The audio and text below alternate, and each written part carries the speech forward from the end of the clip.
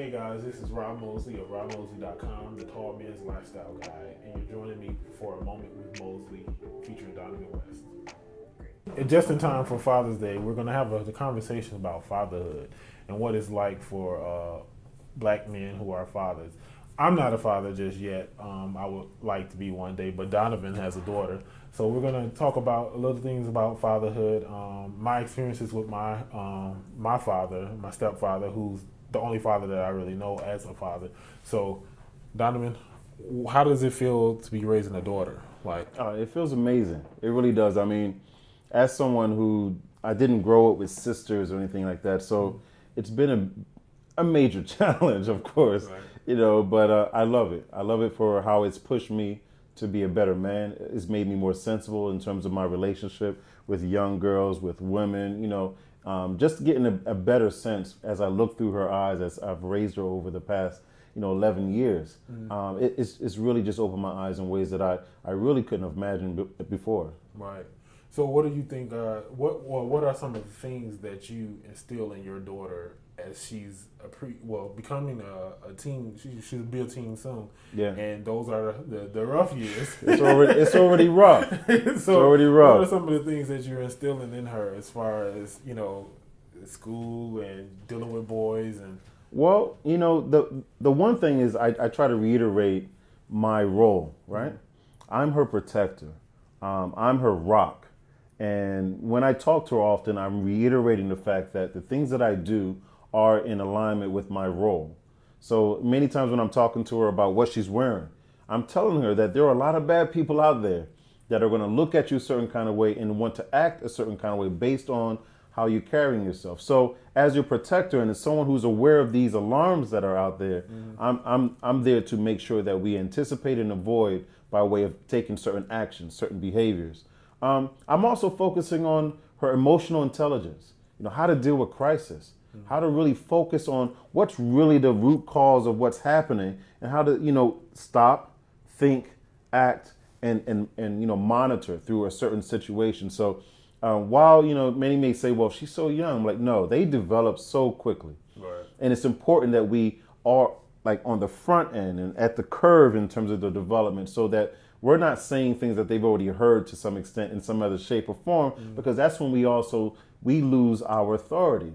When they hear and they experience things from other people and we haven't really ushered in that kind of information or potential experiences, what tends to happen is they look at you as someone who's behind.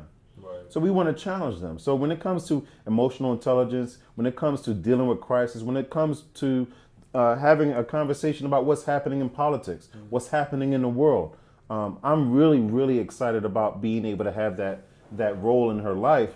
And it couldn't be done without a partnership with her mom. Right. While her mom and I are no longer together, the reality is that we're good parenting partners. Mm-hmm. We understand the value of each of our role in her life. Mm-hmm. And so that allows me the ability to be able to talk to my daughter and invest in her in a way that she doesn't feel like it's contradicting with what her mom may be sharing about me, and she doesn't have to go through that kind of tug of war in terms of who to interact with or who to believe when it comes to information right. that she receives from us. And I know, like in the media and news articles, social media, they will have you believe that black fathers don't exist. Well, how do you feel about that? Like, because I personally know that, like I say, my stepdad, who I call dad, he's everything to me. And I can never repay him for all the things that he's done for me, because if it wasn't for him, I wouldn't be the man that I am today. And like him and my mother got together at a young age, and he took on two young men that weren't his kids, and he raised us as we were his kids. So I think that, there's something to be said about a man who would do something like that. Absolutely. And just like, without a question, we're his sons. So, well, he's the definition of a father, right? Because fatherhood is about presence. Mm-hmm. It's about not just cutting a check, but it's about being there in terms of, having some dialogue, shaping you, guiding you, providing discipline, being an example of discipline. Mm-hmm. So in terms of, when you talk about the image of black fathers, we're in an age of a lot of fake news. Well, there's no more fake news than that, right? It doesn't get any more fake than that. There are hundreds, thousands of fathers out there that participate in the lives of their children. And the key thing that we have to understand is that it's not about notoriety. It's not about, how many likes we're getting or how many articles, or because at the end of the day, that's designed to paint us in a way that's very negative, and we can't be really consumed by that. What we have to do is be consumed by our love for our child or children and function in that way, understanding that, we're not most likely going to get that kind of notoriety or accolades for the things that we do in the household and outside the household. But fatherhood is just that. It's presence. It's letting them know that you care about them, that you're invested in their future, that you're there to discipline them if they're off track, that you also there for them to lean on, right? Because you have to be that rock. But fatherhood is not just about cutting a check or about making babies. We know that already. There are thousands of fathers that are doing the right thing and are, again, they're not being acknowledged, but it's not about that. It's really about this legacy that you want to not just leave, but live. Right. And also, okay, so this is two questions. What advice would you give to a teenager who's about to become a father, and also talk a little bit about your project that you have, that you work with young fathers? Well, for that teen father, the first thing I want to do is I want to talk to them about how they want to create a parenting partnership, right? So the parenting partnership deals with talking about roles and responsibilities with the mother of their child, and how they plan on being there, having some vision. More than likely, when we don't have vision, we recede to our fears, and then it becomes a very negative, toxic relationship. Have some vision. Talk about how you would like to be there on certain days. If you're not earning a lot of money, that's okay. Maybe you can pick that child or children up from the daycare. Maybe you can read to them.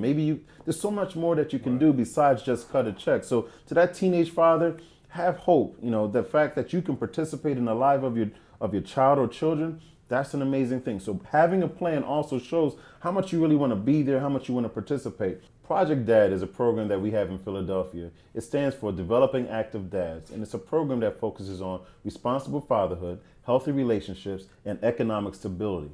Under the economic stability component, we get the fathers 3 certifications: in ServSafe, which is in food service, OSHA 10, which is in construction, and then forklift operation, which is light industrial. While they're under the economic stability component, they also get job readiness training.